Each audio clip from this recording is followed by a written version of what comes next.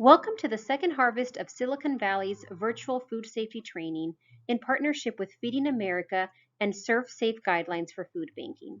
We recommend you to share this training and training information out with any volunteers or staff that handle food or that help out with any part of your food distribution. This training will fulfill your annual food safety requirements for second harvest. And thank you all again for making food safety a top priority. After taking this training, you will have learned your role in keeping food safe, good personal hygiene, receiving and storing food safely, evaluating and transporting food safely, and cleaning and sanitizing. So why is there always so much talk and focus on food safety? We are constantly seeing headlines like these on the news to remind us that the threat of getting sick is actually very real. From meat recalls to vegetables or packaged foods, all food can become vulnerable to hazards. When we think of outbreaks, we usually think of a large mass of people. But the CDC has defined a foodborne illness outbreak when two or more people get the same illness after ingesting the same contaminated food or drink. Who's at risk? 1 in 6 Americans get sick each year by consuming contaminated food or beverages. About half of the victims of food poisoning each year are either children under 15 years old or seniors. Most often, a person experiences mild to moderate symptoms for a few days, then starts to feel better. However, food poisoning can seriously affect the most vulnerable, such as our clients. Think of the community members we serve. Some are a highly susceptible population over the age of 65, with a weakened immune system, or even those with diabetes. All of these factors puts our community members at a greater risk. Food poisoning can be more dangerous to your health than you may think. That's why it's so important to learn how we can all do our part. Now let's take a look at how we all need to do our part in keeping our food safe during the supply chain. When you come and pick up your food order or have it delivered, you trust that our staff has carried out the best food safety practices during the entire process. And when you are distributing food out to your community and your neighbors, they also trust you, your agency, and your site that you have handled food in the safest manner. Whether it's an outdoor food distribution at a school parking lot or inside a senior center, regardless the environment, food must always be handled with care and utmost safety. We all have to do our part. In this section, we will discuss how food becomes unsafe. Let's learn and understand the different factors and practices that can make food unsafe. Environmental hazards. Here are the top 3 hazards from the environment: biological, chemical, and physical. For biological hazard, these are tiny forms of life that you may or may not be able to see, smell, or taste. These include bacteria, viruses, parasites, or fungi. Some of these can cause illness. That's called pathogens. For chemical hazards, know that all chemicals can contaminate food. This could include cleaners, sanitizers, and pesticides. Be sure to have any of these items clearly labeled and away from any food source. Physical hazards. Think of what you may find on food that you probably don't want as part of your meal. This can include jewelry, broken glass, bugs, or even bandages. It can also come from a food source, such as bones or eggshells. Any of these hazards can contaminate food and cause illness. Foodborne illnesses are almost always preventable. Following good food safety guidelines and knowing how one can contaminate food is key to preventing any outbreaks. Here are the top unsafe food practices. First, poor personal hygiene. This is anytime you're transferring pathogens from your body to food. This can be from being sick, coughing or sneezing on food. It can also be due to poor hand washing. The #1 cause of foodborne outbreaks is due to poor hand washing. With cross-contamination, you are transferring pathogens from one surface or food to another. An obvious example is when you're in the kitchen using cutting boards. Cross-contamination can happen if you're using the same cutting board for raw meats and then using it for fresh produce without properly washing. However, in a food distribution setting, cross-contamination may not look so obvious. We will get back to that later on in the training. Time and temperature abuse. This happens when you let food stay out too long at temperatures that are ideal for pathogen growth. We recommend that food is kept out at room temperature for no more than 2 hours. We also understand that as the need of our community grows, so does the length of our food distributions. If you're finding that you need to keep your food out longer than 2 hours, we can help by providing thermal blankets to help control the temperature, keep food cold, and keep food safe. With cleaning and sanitizing, it's important that all surfaces that come in contact with food get properly cleaned and sanitized. This is not limited to just kitchen areas. Think of tables that you may use, bags or boxes that you pack food in, even shared shopping carts to help clients carry their food. So as you can see, you can help prevent illness by always following safe food practices. Understanding food allergies. We know that about 15 million Americans have a food allergy. The proteins that cause a reaction are called allergens. Here are the top 9 food allergens: milk, eggs, wheat, peanuts, tree nuts, soybeans, fish, shellfish, and newly added to this list, sesame. Even the tiniest speck of food can make someone sick. This flyer here shares prevention methods along with common symptoms to look out for. This handout is available to you upon request and can also be found on our Nutrition Center website under the Food Safety tab. We also want to prevent cross-contact. Cross-contact happens when food containing an allergen comes in contact with another food. This can be very dangerous for someone with a food allergy. You can prevent cross-contact by following these guidelines. Clean and sanitize surfaces that have contact with a food allergen. Inspect food packages for leaks or spills that can cause cross-contact. And always wash hands and change gloves after touching an allergen food item. In this section, we will discuss good personal hygiene, understand when and how to wash your hands, using gloves, and other important food safety practices. The number one cause of foodborne outbreaks is due to poor hand washing. Washing your hands the right way is the best way to prevent food from becoming contaminated. Here is the right way to wash your hands. Number 1, wet your hands under warm, clean running water and apply soap. Second, lather hands with soap. Lather the back of your hands between your fingers and under your nails. Next, you're going to scrub your hands for at least 20 seconds. Next, you're going to rinse your hands under clean running water, and finally dry your hands using a clean paper towel. You can also use hand sanitizer when soap and water are not available at your site. You want to make sure that the hand sanitizer contains at least 60% alcohol, and you're going to wait for the sanitizer to dry completely before handling food, equipment, or putting on gloves. It's important to wash your hands before and after every switching task to prevent the spread of foodborne illnesses and diseases.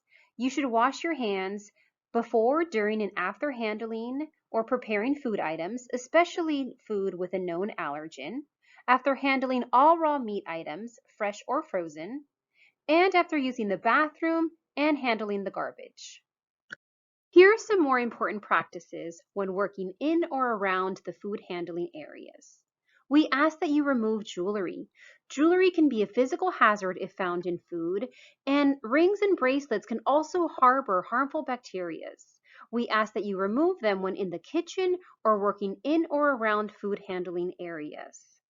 We also ask that you wash hands before putting on new gloves, and don't eat or drink in food handling or food storage areas. You'll want to report your illnesses if you're sick or if you've been diagnosed with a foodborne illness. Here are some common symptoms of a foodborne illness: vomiting, diarrhea, stomach pain, nausea, fever, or jaundice, which is yellowing of the skin or eyes. There are many viral infections out there that are highly contagious and spread easily, so we ask that you please stay home if showing any symptoms. The importance of wearing gloves. Gloves are single-use only. You should change your gloves after every switching task when food is involved, such as bagging chicken, then switching to handling produce items, if your gloves are ripped or torn, if you've worn the same pair of gloves for more than 4 hours while handling food. Please note it is not necessary to wear gloves if you are not handling food, even if you're at a food distribution setting. This can be as you help with registration, guide traffic, or any other role that does not involve food. We also ask that you use your best discretion when handling dry goods, as gloves may not always be needed. We want to make sure that you do not blow into your gloves or roll them as you're putting them on. And do not reuse your old gloves, as again, they are single use only. Here are the compliance standards for our partner agencies. Feel free to pause the video at this time to read the safety and sanitation standards that we look out for. Please ensure that your hand washing stations are equipped with hot and cold running water, hand soap, single-use paper towel or air dryer.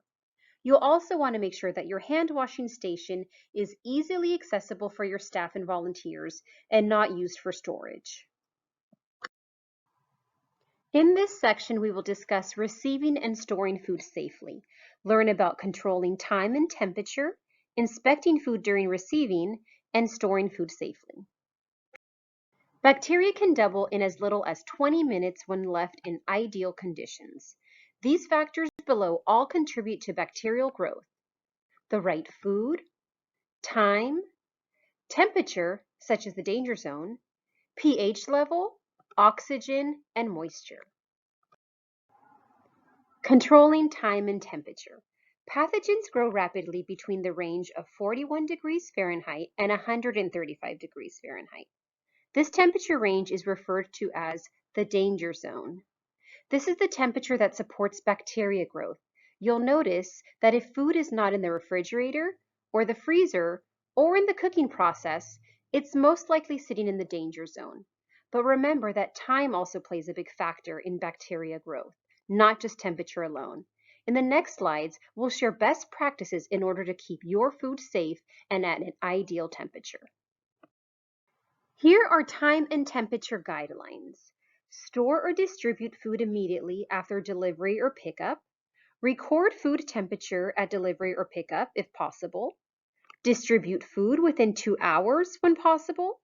And keep dairy and all other perishable items covered by a thermal blanket during distribution if needed. These simple guidelines will help control the cold chain. The cold chain refers to managing and maintaining safe food temperatures during the entire process. The cold chain can be easily broken if the temperature is not controlled during the supply chain. Some examples of when the cold chain can be broken are when picking up food from one of our warehouses or grocery rescue retailers, long food distribution times, or long driving times in an unrefrigerated vehicle. If you have a thermometer on hand, it's good practice to check food temperatures as needed throughout the food distribution to ensure proper food temperature. This infrared thermometer shown here measures surface temperature. It displays the reading instantly, and there is no risk of cross-contamination when measuring different foods because it doesn't directly touch the food item. You can pause the training now to read the recommended guidelines and refer to your thermometer instructions for proper use. Inspecting food during receiving. It's important to be those extra set of eyes to inspect a delivery and be sure to reject any food that has not been received at the proper temperature, and also food that has not been properly labeled. In this chart, you can see the types of food and the temperature at which it should be received. Best practices for food placement during your distribution. Produce cases or unboxed items should be placed on a pallet, table, tarp, or clean cardboard. Do not reuse any poultry, meat, or egg boxes. Boxed items, such as milk crates, pre-boxed produce, can temporarily be placed on the ground during the distribution. In summary, boxes with large holes at the bottom shouldn't be placed on the ground in order to keep the produce on the bottom from being contaminated. This can be broccoli or celery cases that tend to have big openings at the bottom of their boxes. Best practice would be to find a clean cardboard or tarp to set boxes on. And remember, never reuse chicken boxes, as they can spread pathogens to any source that has come in contact with them. The first in, first out method is a system for storing and rotating the food in your refrigerator or pantry. Organize your food based on when you received it, but also note the dates on the food items. When checking food date labels, you'll want to store food with a sooner date in front of the items with a later date. Be sure to refer to our handout called When Should I Eat This? To help prevent food waste and to understand the meaning of food date labels. Here are some food storage guidelines for dry goods. Store food at least 4 to 6 inches off the floor and at least 2 inches away from walls. Place your shelving units away from the walls. Keep storage areas clean and use the first in, first out method. Here are some food storage guidelines for refrigerated foods. Store ready-to-eat foods on the top shelf and above any raw meats, seafood, and poultry. Do not store these items on the same shelf. Label all foods clearly. Ensure refrigerator temperatures is held at 41 degrees Fahrenheit or below. And be sure to use the first in, first out method, placing older food items towards the front and newer food items towards the back. A recall is when a food producer removes a product from the field or marketplace as there is reason to believe it may cause consumers to become ill. This can be from a contaminated source or also when a food allergen has not been properly identified on the label. We take food recalls very seriously here at Second Harvest. You will get notified by email with recall information on how to follow the proper procedures if we believe we have recalled food in our inventory or if recalled food has been distributed. In this section, we will discuss food date labels, known to many as expiration dates. Learn the meaning behind each food date label and how most foods are still safe to consume past these dates. Did you know that 90% of us have thrown some food out too soon, and over half of us throw away food too soon on a regular basis? Here's a statement from Feeding America around dates on food. Food generally have dates on them that are based on quality. Accepting these foods after these dates is still acceptable as the foods are still safe to eat. This is telling us that these dates are not necessarily safety dates, but rather more freshness and quality dates. However, we know that food can go bad well before the date, especially if not stored properly. If you are unsure about a food item that looks or smells odd, it's best to just toss it out and not distribute out to the community. What does it mean when we see best by or best if used by date? This date indicates when the food item will be at peak quality and have optimal flavor. It is not a safety or purchase by date. After this date, the food is still safe to eat, but the quality and freshness begins to lessen. You can find this date in food items such as crackers, cookies, cold cereals, and dry shelf-stable food. Here we have use by or expiration dates. What it means. The last date recommended for the use of the product while at peak quality.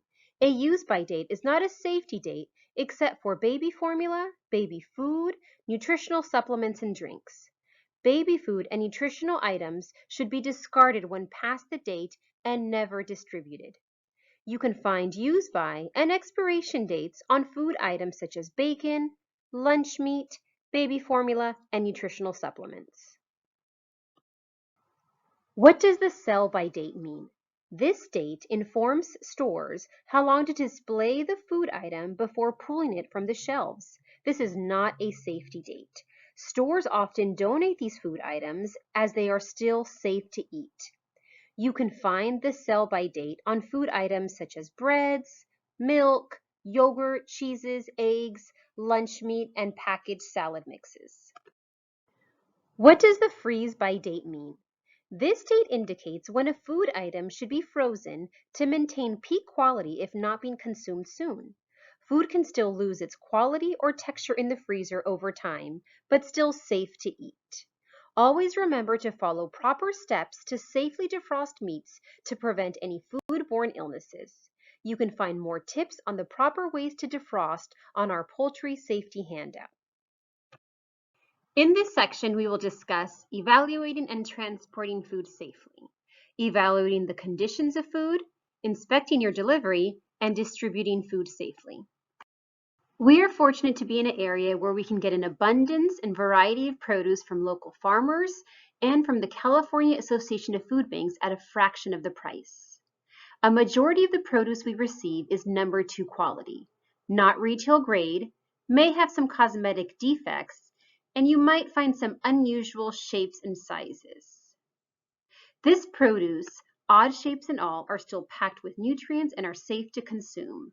For the next couple of slides, we're going to talk about produce quality and what to look out for. Many food items, such as produce, may require a closer look to see if they're safe to distribute.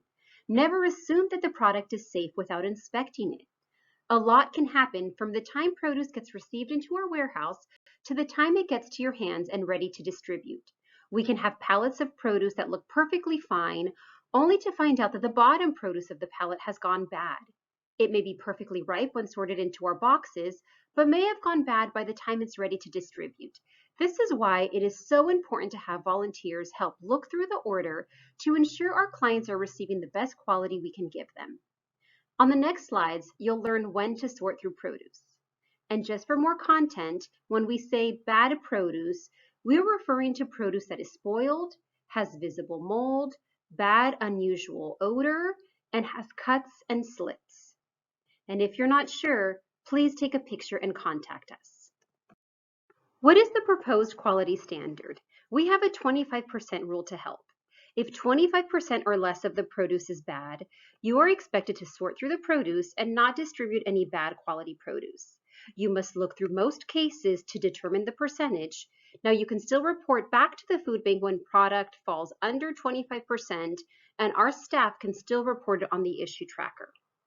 If more than 25% is bad, sites can make the determination to either sort or reject produce.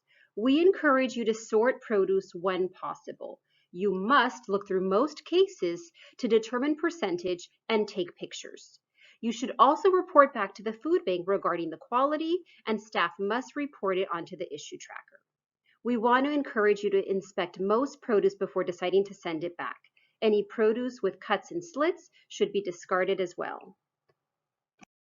It's important to inspect for freshness, mold, and spoilage. And remember, when in doubt, toss it out. Please note a recent change regarding best practices when handling strawberries. When finding 3 or more moldy strawberries in a plastic container, we ask that you throw out the whole container. If there is 2 or less moldy strawberries, you'll want to discard the moldy strawberries along with any strawberries that are directly touching the moldy ones. Please have volunteers change their gloves if switching tasks, and also be sure to communicate with clients to keep them aware of any food safety or quality issues. When inspecting a delivery, you'll want to check the overall condition of the vehicle. Driver vehicle must be clean, free of pets and animals, or anything else that might compromise food safety, such as unsafe food temperatures and incorrect storage. You should never place raw meats over any other food items, especially produce or ready-to-eat foods. Here are some guidelines to follow when loading and transporting food. This includes when driving your personal car or company vehicle. Food boxes are inspected for quality. For unrefrigerated vehicles, driving time is kept to under 30 minutes. Thermal blankets are used to maintain safe temperatures. Raw poultry and meats should always be placed at the bottom of the food order. And when making multiple deliveries, unattended vehicles are locked in between deliveries. You'll want to make sure the vehicle is kept clean, with adequate equipment, and food is correctly placed to prevent any cross-contamination. For more tips and best practices, be sure to reference our food safety checklist for home deliveries. Evaluating dry goods and cans. Discard cans and lids that are dented, swollen, or rusted. Deep dents in the body or seam of a can could be harmful, allowing air and bacteria to slowly enter. A swollen can shows that it has produced toxic gases, which causes it to swell and bulge up. For rust on cans, if you cannot wipe the light rust off with a damp paper towel, it must get thrown out. Rust slowly eats through the can, making it weaker where it can allow bacteria and air to enter. Be sure to also discard any dry good packages that have signs of pests, such as gnaw marks, droppings, insects, or pin-sized holes in packaging. Signs of pests in or around food can cause a serious foodborne illness. If you happen to find any items like these above, please be sure to look through your whole inventory and never distribute. If you think you received food in this condition from any of our warehouses, please be sure to take a picture of the food item and notify one of our program managers as soon as possible. Let's summarize some best practices and on-site safety procedures when distributing food out to the community. Distribution time is limited to 2 hours to best control food temperature when possible. Gloves are used properly when handling food. Volunteers inspect food for quality and safety. Meat and poultry are bagged separate and kept away from other food items. And thermal blankets are used when needed to control temperature. Raw meats, such as poultry, needs to be handled with extra care since this type of food supports bacteria growth and has the potential of contaminating other foods when not handled properly. Here are some guidelines to keep everyone safe during a food distribution. Volunteers wash their hands for 20 seconds or apply hand sanitizer before putting on gloves. Poultry is bagged and placed on top of a table, tarp, or cardboard at the beginning of the distribution line. Thermal blankets are used to regulate temperature of frozen poultry when needed. Volunteers distributing poultry or meat items stay at their station to prevent cross-contamination. Gloves are changed out before switching to different tasks. And boxes containing poultry, along with eggs and milk, are discarded and never reused. Do not place bagged poultry back in the original boxes, as this could lead to cross-contamination. In this section, we will discuss cleaning and sanitizing, how and when to clean and sanitize, handling residuals, and managing pests. It's important to maintain a clean and sanitized area in order to prevent pathogens or other contaminants that can compromise the safety of your food. This will also help control pests, such as insects or rodents. Here is a difference between cleaning and sanitizing. Cleaning physically removes food and dirt from the surface or an object. Sanitizing is the process of both cleaning and disinfecting a surface or an object. When something is sanitized, the pathogens and germs on a surface have been reduced to levels considered safe. All food contact surfaces should be cleaned and sanitized. Before and after every use, when changing to a new food item, especially after working with raw meats, poultry, or an allergen-containing item, and after 4 hours of constant use. You can clean and sanitize tables, tarps, and countertops, cooking utensils, dishes, and cutting boards, and refrigerators.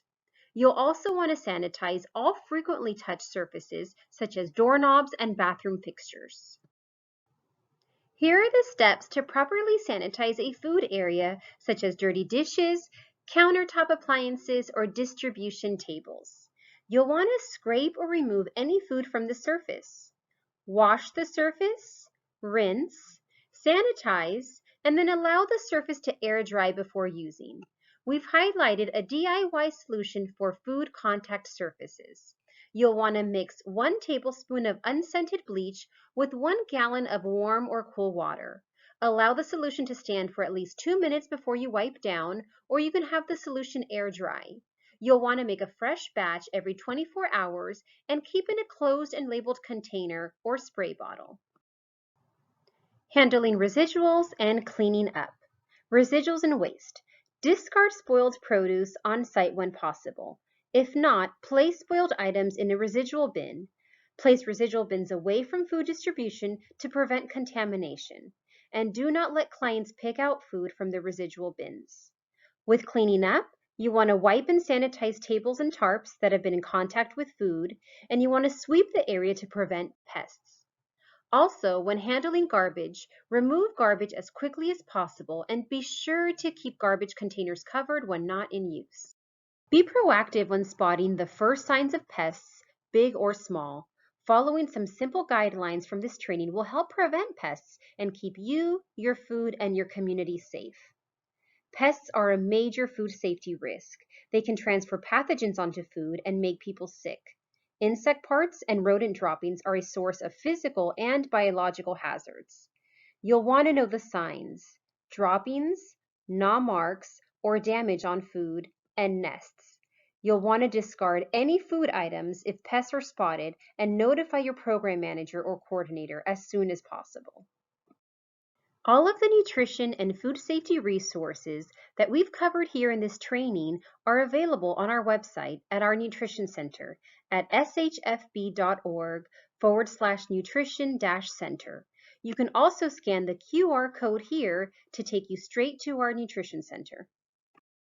On our Nutrition Center, you'll find tasty and easy to follow recipes and cooking videos, nutrition tips, handouts, and online presentations, and information on food safety and food date labels. Our nutrition team is here to provide you with easy to follow handouts for you, your volunteers and staff, and your clients. Some of the available resources for you are recipe cards, nutrition handouts, food safety handouts, food safety checklists, and information on product recalls. Email us if you would like to coordinate copies to be sent to you. You can also visit our Nutrition Center or our partner resource page for ready-to-print PDFs.